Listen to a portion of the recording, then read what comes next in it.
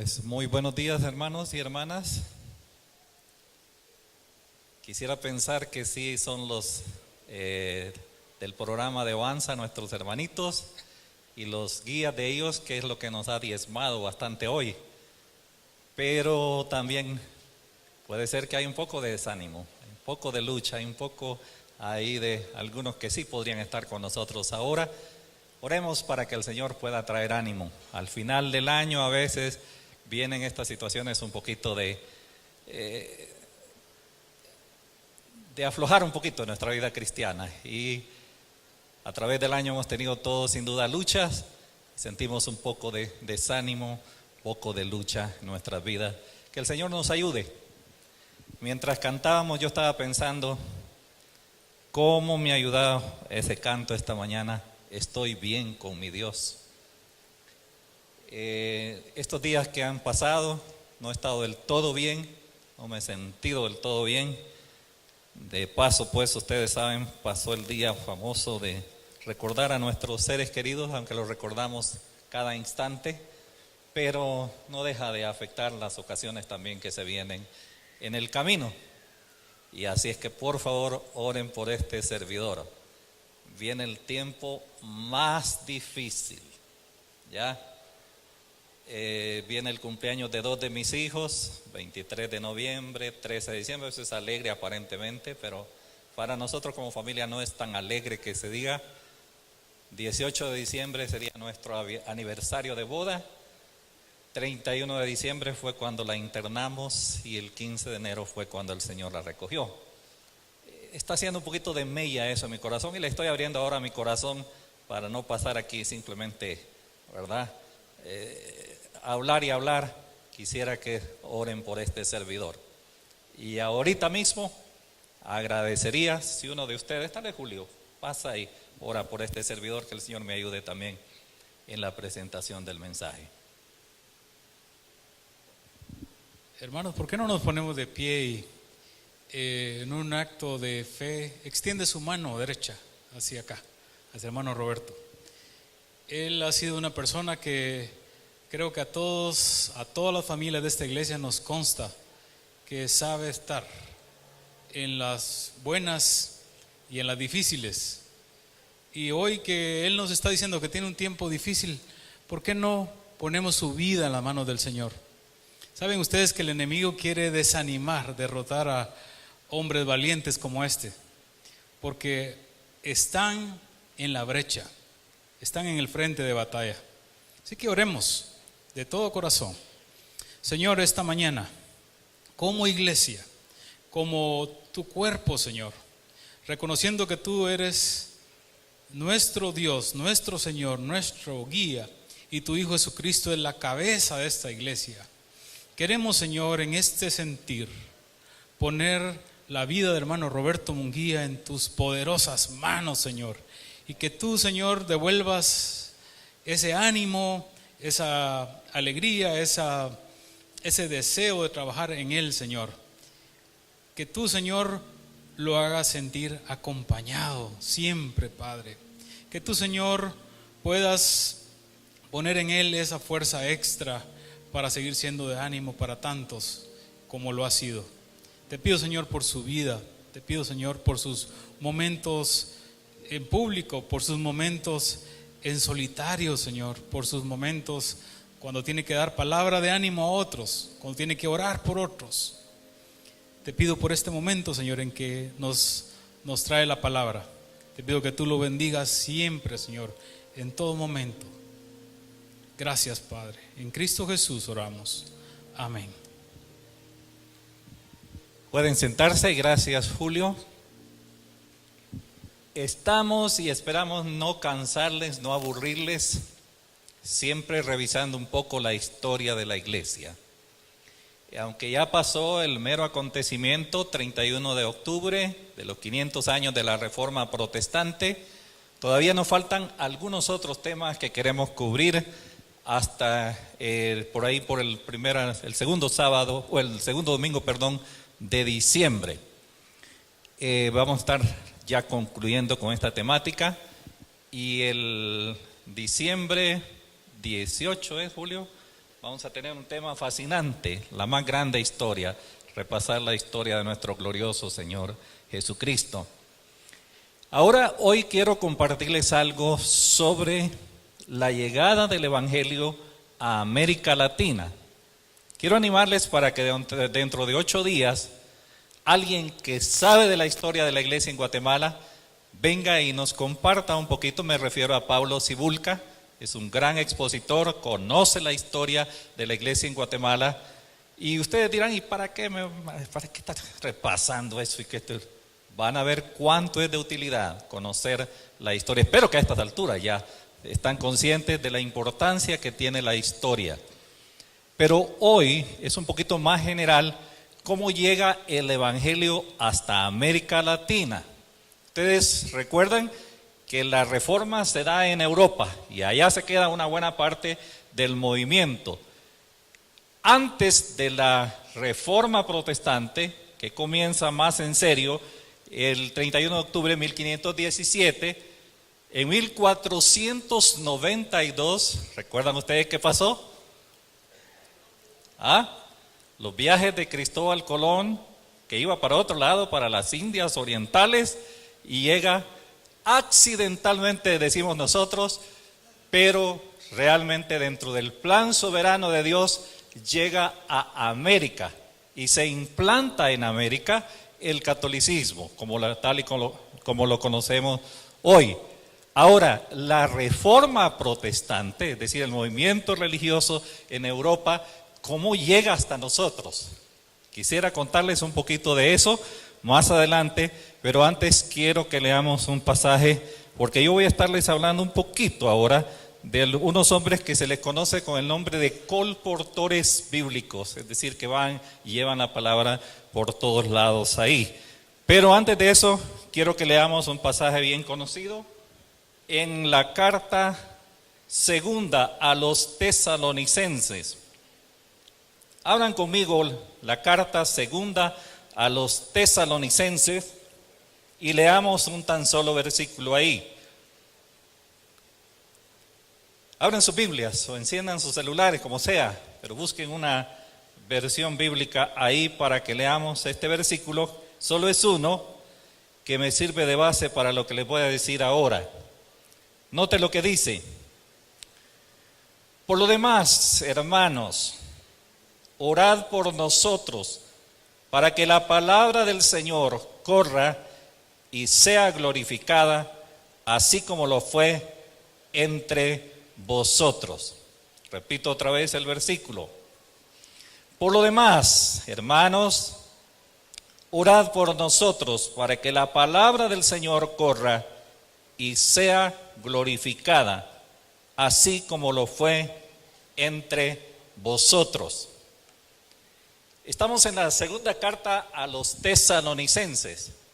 En la primera carta a los tesalonicenses, el apóstol Pablo ha hablado de varios temas, pero uno de los últimos temas en hablar, en capítulo 4, que ustedes recuerdan bien, fue acerca del regreso del Señor.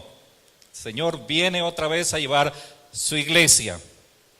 Algunos hermanos malinterpretaron al apóstol Pablo, quiere decir, ya viene el Señor, pues lo que vamos a hacer es pasarnos bien estos días, y empezaron con unos cuentos ahí bien raros que ya no querían trabajar, y hasta, por ejemplo, decir, bueno, hermano Eri, siendo que el Señor ya viene, mejor vendamos sus propiedades y démosle a la comida.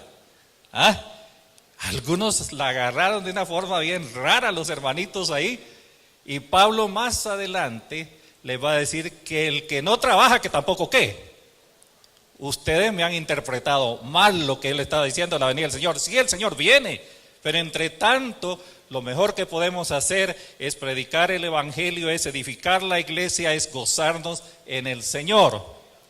Por eso es que en la segunda carta va todavía a ampliarles un poquito esta temática, para decirles cómo va a hacer algunas otras cosas, pero más que eso al final, que es lo que nos interesa ahora, les dice, hagan un favor, hermanos míos, oren por 2 cosas. Entre un montón de cositas prácticas que les va a decir, les dice esta que vamos a considerar un poquito ahora. Por lo demás, hermanos, orad por nosotros, ¿para qué? Dos peticiones. ¿Cuáles son las peticiones? Ven el versículo ahí. Para que la palabra del Señor, ¿qué? Corra. Y la segunda petición es que esa palabra sea, ¿qué? Glorificada. Puede ser una sola petición ahí. Ahora, lo que está pidiéndoles con todo su corazón es: amados míos, oren para que la palabra del Señor, ¿qué?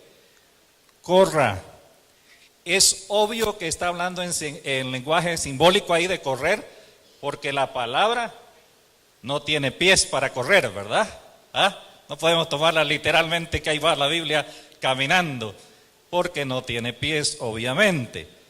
Entonces está hablando de un lenguaje simbólico. Pero ¿qué es lo que quiere decir el apóstol Pablo cuando dice oren para que la palabra del Señor, ¿qué? Corra. Está hablando de la urgencia de que esa palabra pueda llegar ¿a quién? A otros, que la palabra pueda ser difundida, que la palabra pueda ser llevada a otros también ahí que la necesitan. Esa palabra gloriosa del Señor. Entonces, uno de los significados más importantes es que esa palabra pueda ser llevada a otros ahí. Y enfatiza el apóstol Pablo ese sentimiento de urgencia, que sea rápido, que sea ahora, no mañana, que esa palabra pueda llegar a los demás. Ahora dice la otra cosa ahí en el pasaje tan interesante: sea glorificada. Que la oren para que la palabra no solo corra, sea llevada a otros, sino sea glorificada. Y esa palabra, ¿qué quiere decir? Varias ideas ahí que quiero compartirles rápidamente. Algunos sectas piensan que lo que quiere decir es que sea coronada con gloria la palabra. Pero tal vez la idea básica, central, buscando algo de la idea central de que la palabra sea glorificada, es que la palabra sea encarnada, sea vivida por aquellos a quienes la reciben esa palabra. Que la palabra pueda transformar vidas, esas vidas que están necesitadas de una verdadera transformación. Oren para que eso suceda, para que la palabra no solo sea algo que escuche la gente, algo que agrade a la gente, sino que la palabra pueda producir los frutos deseados en cada corazón. En alguna ocasión les hablé del Salmo 119, 130, que dice: la exposición de tus palabras alumbra, hace entender a los simples. Pero en aquella ocasión les decía también una cosa, que cuando dice que la palabra del Señor, a la exposición de su palabra alumbra y hace entender a los simples, tiene la idea de que cuando la palabra penetra en el corazón, no solo se queda aquí, sino que baja de aquí acá al corazón, entonces va a producir una transformación en la vida de las personas. Si la palabra no baja, se queda solo en la mente. Yo conozco teólogos de los mejores que ustedes pueden imaginar, pero uno diría: estos son teolocos, ¿verdad? No teólogos, saben mucho de teología, saben idiomas, conocen bien el hebreo de pe a pa, como dicen, y el griego y la teología sistemática de Schaeffer, de esto, de lo otro, Berkowitz y todo lo demás ahí. Estoy hablando ahora en lenguas con ustedes, ¿verdad? Pero esa palabra no baja al corazón, no produce los cambios. Ahora estamos hablando de teólogos allá, pero ¿qué de nosotros? ¿Cuánto de veras la palabra que corrió y llegó hasta nosotros hace mucho rato, ya? ¿Cuánto de esa palabra de veras ha penetrado en el corazón y está produciendo cambios en nuestras vidas? A veces seguimos siendo los mismitos de antes, ya, con ciertas prácticas que realmente dejan mucho que decir y desear de nosotros como creyentes en Cristo Jesús. Que la palabra del Señor corra y que esa palabra sea glorificada. Y algo interesante dice el apóstol Pablo aquí, para animarlos a orar: así como lo fue entre vosotros. Está hablando a los hermanos de Tesalónica. La palabra hizo grandes cambios en la vida de ustedes. Lleven esa palabra, llevemos esa palabra, que corra, y que sea glorificada esa palabra. Hasta ahí vamos a llegar con esto del pasaje, podría seguir predicándole sobre eso, pero como les dije, que ¿cómo fue la forma que llegó el Evangelio hasta América Latina? ¿Saben ustedes una cosa bien triste? El Evangelio nos llega a nosotros casi 300 años después del impacto en Europa. Ahora estamos en 500 años más adelante. El Evangelio a nosotros nos llega bien tarde, y a propósito, nos llega un Evangelio ya un poco distorsionado también, en el sentido de no la idea tal vez original de los reformadores, se va deformando también el camino y nos llega un Evangelio que en alguna forma, gracias a Dios, bastante puro, pero ya viciado también en algunas cosas. Ahora, pero eso no importa de momento. ¿Cómo llega hasta nosotros? Hubieron varios caminos que el Señor utilizó.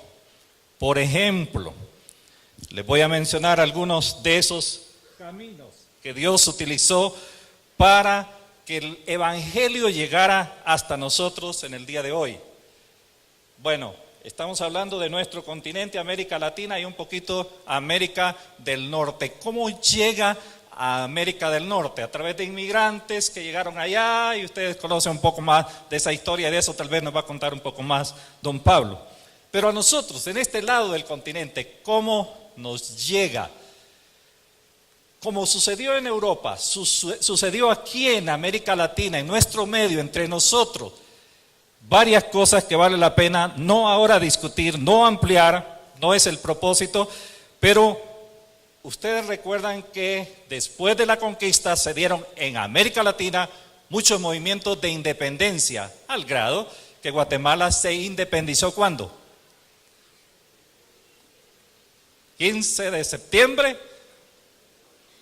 1821. Y así antes se habían independizado en los países en América del Sur. Entonces hay un movimiento ahí que se está dando en el continente, y no puedo explicarles cómo es que Dios usa eso también. Se da en Europa otro movimiento bien grande después de la Reforma que se conoce como la Revolución Francesa, y eso Dios va a usar para despertar a mucha gente. Se consolidan aquí en el continente un poco más los liberales. Hasta ese momento, quien tienen toda la rienda en el continente son los conservadores, apoyados ¿por quién? Por España, y pues especialmente en el continente por la Iglesia Católica, ¿ya? Pero se dan aquí un montón de movimientos muy interesantes, se consolidan los liberales y el continente se abre a nuevas ideas, ¿ya? No solo las ideas, el cristianismo que nos trajo la iglesia en ese momento, los conquistadores y la iglesia, sino que se abre a todo lo que está pasando allá en Europa, y no vamos a discutir eso. Y luego también hay otro aspecto muy interesante que se va a hablar el próximo domingo también, es la llegada ya formal a Guatemala del Evangelio. ¿Saben cuándo fue? Ya una incursión más directa, pero les voy a hablar de otras indirectas, otras incursiones indirectas. El 2 de noviembre de 1882, un gobierno liberal, un gobernante liberal conocido como Justo Rufino Barrios, porque estaba empleitado, no porque fuera un creyente fiel y amaba la palabra y creía en el Señor, que no estaba peleado con la Iglesia Católica, trae misioneros a Guatemala, los invita a venir a Guatemala. Y por eso es que ustedes hoy, repasando historia, tienen en el lado de atrás del Palacio Nacional la iglesia presbiteriana, ¿ya? Porque de los presbiterianos fue que trajo Justo Rufino Barrios misioneros. Un señor John Clark Hill, que fue el primero en 1882. No sé qué pasó con John, pero se regresó 5 años después y vino otro, Haymaker, un señor de apellido Haymaker, que fue el que siguió la obra presbiteriana acá. Ahora, esa es una partecita de la historia. Pero ahora quiero que retrocedamos, porque el Evangelio no llega en ese momento a Guatemala. el Evangelio y América Latina. El Evangelio ya había llegado a estos lares, como decimos. Y quiero mencionarles rápidamente otras fuentes que Dios va a utilizar para traer el Evangelio a estas partes del continente, a estas latitudes del mundo. Ahora, para ayudarles un poco, quiero mencionarles algo que les va a ayudar. Dos fuentes principales, cómo llega el protestantismo a América Latina, es a través de unos colonizadores y a través de los colportores. Le estoy hablando ahora difícil. Colonizadores y colportores. Por ejemplo, llegaron unos hermanos a formar una colonia aquí en América Latina, unos señores de apellido Welser. Estos señores eran banqueros allá en Europa, en Alemania. El rey Carlos V tenía una deuda con ellos y me imagino que estaban cobrándole. Entonces el rey Carlos V le da una parte para colonizar a esta gente de los Welser, allá que era una casa bancaria en Alemania. Les da una parte de Venezuela, y eso fue en 1546 aproximadamente. Entonces miren que casi luego, después de la reforma en Europa, ya llega también el evangelio. ¿A dónde? Porque estos de esta casa Welser eran evangélicos. Los padres de estos señores Welser, estuvieron cuando se firmó la Confesión de Habsburgo, es decir, la piedra de toque, como dicen, del luteranismo. Uno de los padres de esos señores firmaron eso y se vinieron con la venia de los reformadores a colonizar una parte de Venezuela, porque Carlos V les debía a ellos plata, como diríamos, y él les da una parte de Venezuela para ser colonizada. Entonces ya en 1556 hay presencia del evangelio. ¿Dónde? ¿Me están siguiendo? En Venezuela. Ahora, en 1567 también, por ahí, 1546 llegan estos del Welser. Luego llegan unos hermanos hugonotes. Hugonotes era el nombre dado a los protestantes franceses, y ellos llegan a colonizar una parte ahí en el lado de, creo que era del Brasil, ¿verdad? Del Brasil. Sí, del Brasil. A propósito, los de la Welser no solo se quedaron ahí en Venezuela, sino abarcaron otros territorios ahí. Luego llegan los hugonotes, esos protestantes franceses, a una parte de Brasil. Hay una colonia holandesa que llega en 1654 y un poquito más adelante, ahí al lado de, permítame, Holanda se había independizado de España en 1581 y se hizo protestante, se volvió progresista y expansionista, llegando a formar un pequeño imperio, y estos llegaron también al Brasil, pero con una cosa interesante: se interesaron por alcanzar con el evangelio a los grupos étnicos o indígenas allá en Brasil. Estamos hablando ahí nomás, 1500 y 1600 y algo, están llegando estos grupos ya.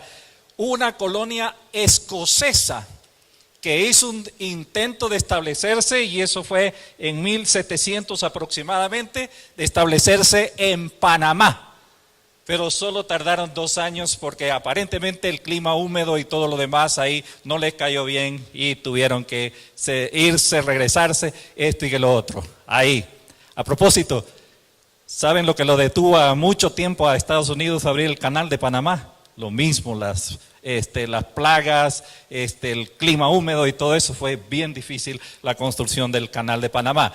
Ahora, estas colonias están llegando especialmente ¿a dónde? A América del Sur, ¿ya? Todavía no tanto Centroamérica, América del Sur. Norteamérica llegaron varios colonizadores, de eso no le voy a hablar porque ya se me va avanzando también el tiempo.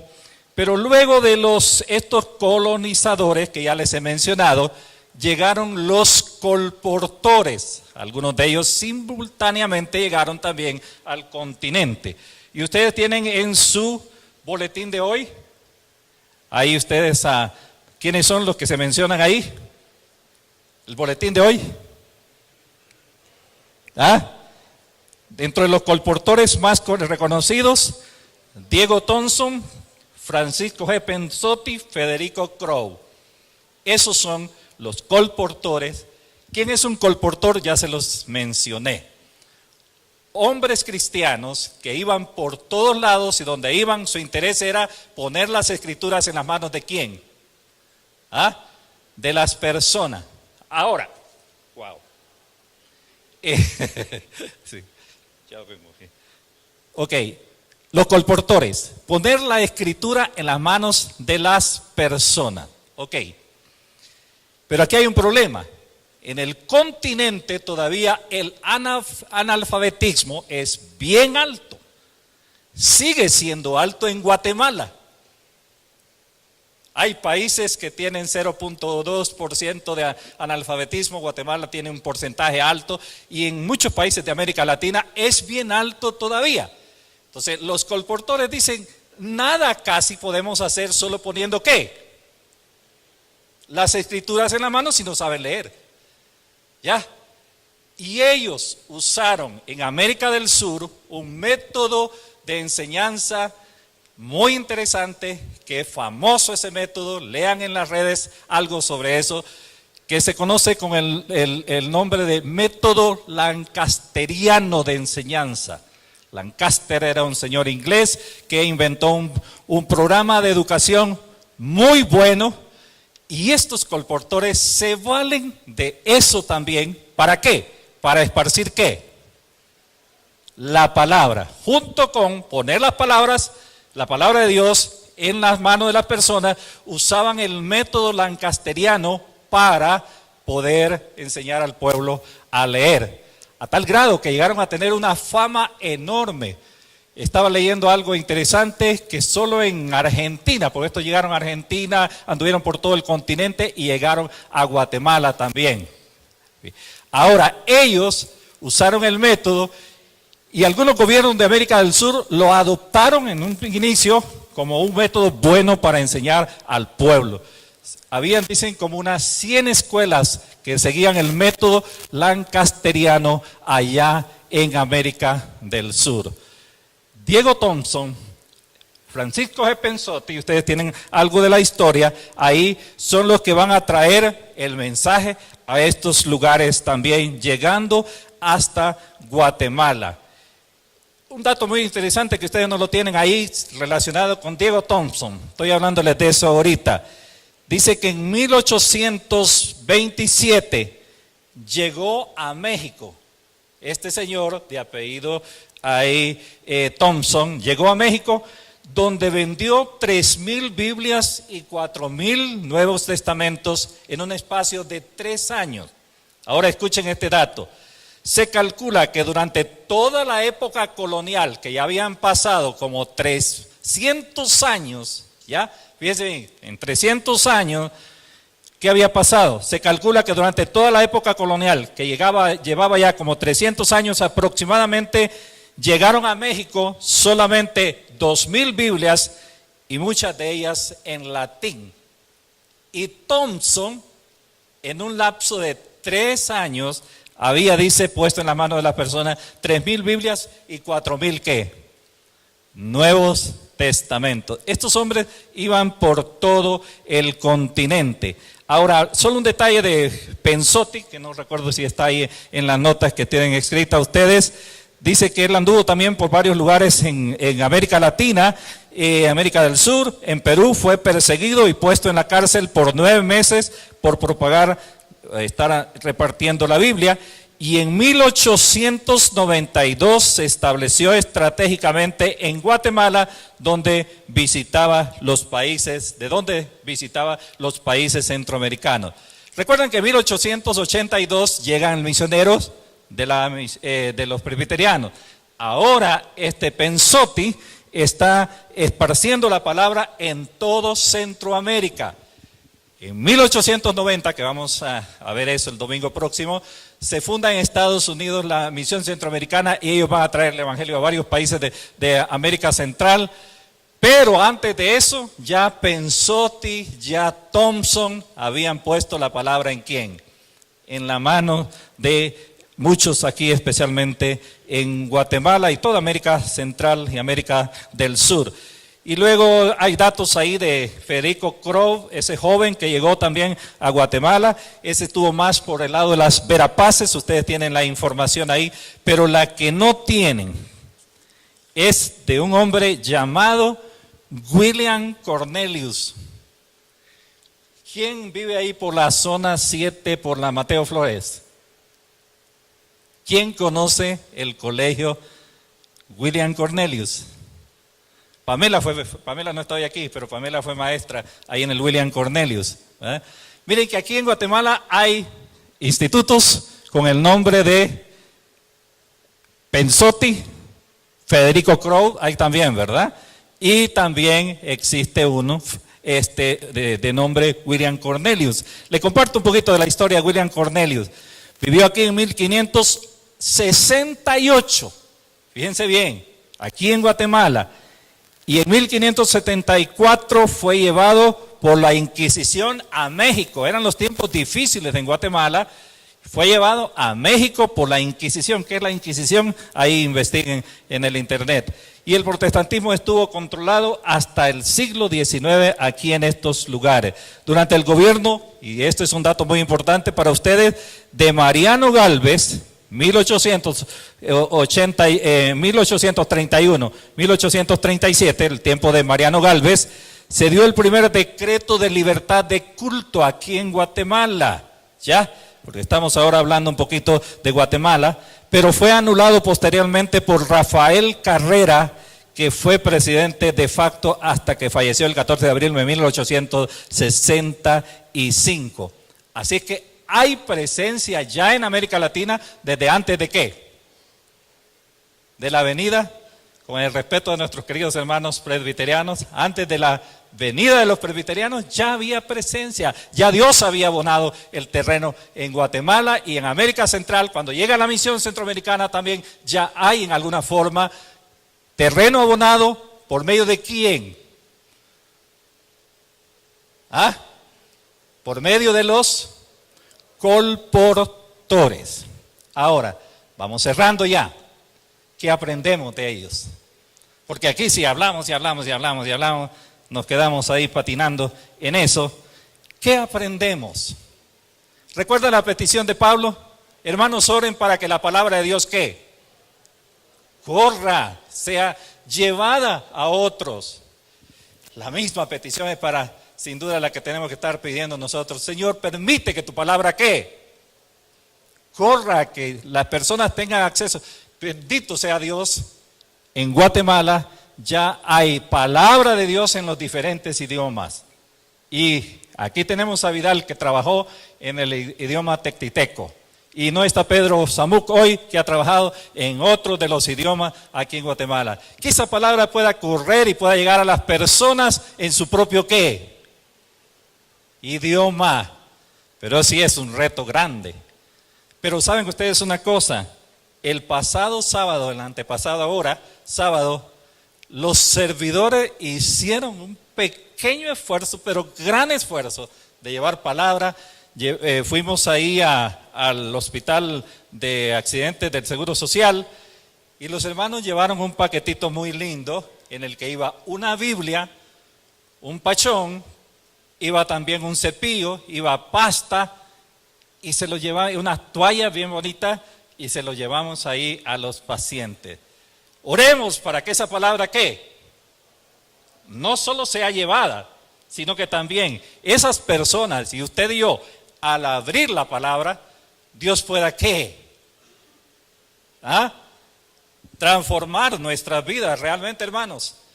Se ha dicho infinidad de veces que hay muchos creyentes que parecen cebolla. ¿Saben por qué? La cabezota y las guías ahí de la cebolla ahí delgadita, pero la cabezota. Y así puede haber un montón de gente, aún en las iglesias que llamamos bíblicas, sabemos mucho de Biblia. Aunque yo no me confío de eso, porque yo sí sigo creyendo que hay mucho analfabetismo bíblico también aún en nuestras iglesias. Pero, digamos, en términos generales, sabemos mucho de Biblia. Pero ¿cuánto de lo que sabemos realmente vivimos, practicamos? Habría que ir a nuestros puestos de trabajo, habría que ir a la calle, habría que ir al hogar para ver cuánto realmente la palabra está haciendo en nuestras vidas, y debe ser eso motivo de preocupación, porque tal vez es muy poco. Ojalá pudiéramos esta misma semana permitirle al Señor usarnos para llevar alguna palabra, un tratado, ojalá una Biblia. Ofrecen ahí, a propósito, en las sociedades bíblicas hasta Biblias hasta de 12 quetzales. ¿Ya? Eso está al alcance de nosotros, tener Biblias a la mano. Si una persona nos pide una Biblia, nosotros podamos compartirla y ayudarle a ver cómo la puede leer. Oremos entonces porque la palabra de Dios pueda correr. Ahora, pero más que todo eso, oremos para modelar la palabra. Ese es el reto tal vez más grande. Se ha dicho también desde este púlpito infinidad de veces, lo repito, lo que ya se ha dicho: hablar del evangelio, predicar el evangelio, y si es necesario, ¿qué? Usen palabras. Otra vez, prediquen el evangelio, y si es necesario, usen ¿qué? Palabras. Entonces no es tanto del bla, bla, bla, bla. Se trata más de modelar la palabra con nuestras vidas, comenzando en el vecindario, comenzando en el hogar, el vecindario, mis alrededores, el trabajo, el centro de estudio, la calle, donde quiera que sea, que de veras podamos modelar la palabra en nuestras vidas. Que la gente pueda decir, bueno, ¿y este qué? ¿Por qué es así como es? Y que el Señor nos ayude de veras a modelar la palabra. Ahora, estamos otra vez acercándonos a la mesa del Señor. Y mire, aquí nos podemos pasar toda una vida también. Señor, gracias porque moriste por mí en la cruz del Calvario.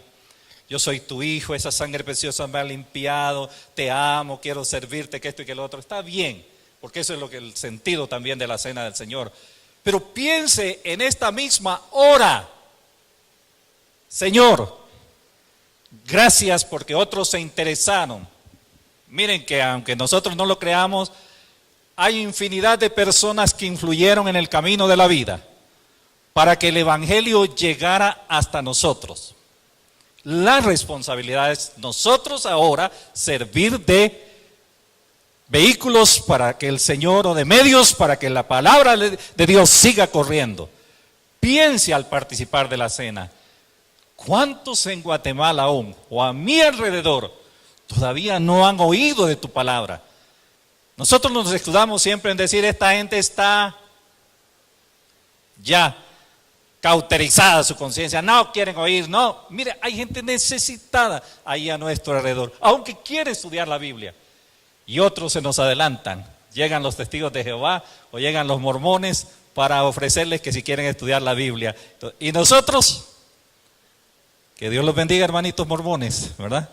Hermanitos testigos, que Dios nos ayude de veras a ser vehículos por medio de los cuales la palabra seguirá corriendo, y esa es nuestra responsabilidad hoy, suya y mía. Piense esta misma hora, al tomar la cena del Señor, no solo gracias porque me redimiste, sino, Señor, hay millones de personas todavía no han escuchado tu palabra, necesitan oírla. Yo haré algo esta semana. Propóngase hacer algo esta semana en la dirección de compartir la palabra. Y entonces la oración que Pablo oraba o pedía a los hermanos de Tesalónica va a ser una realidad en nuestras vidas. Entre tanto, sigamos pidiendo al Señor que su palabra pueda correr y llevar el fruto deseado. Que no nos llenemos solo de conocimientos bíblicos, no seamos solo, como se dice en términos más técnicos, ortodoxos, sino que podamos ser ortopraxis también, es decir, practicar la palabra en nuestras vidas. Vamos a orar. Pues, Señor, gracias por el día y la bendición de estar reflexionando sobre este asunto de la historia. Gracias por el legado que nos han dejado estos colportores. y aquellos hombres y mujeres que dejando todo en su patria, tal vez por circunstancias de persecución o cualquier otra cosa, motivos comerciales, pero llegaron acá, al continente, trajeron tu palabra. Ahora solo suplicamos que tú nos ayudes a nosotros para que nosotros podamos ser el vehículo para llevar el mensaje tuyo a otras personas. Lo pedimos en nombre de Cristo. Amén y amén. Solo una cosita antes de retirarme.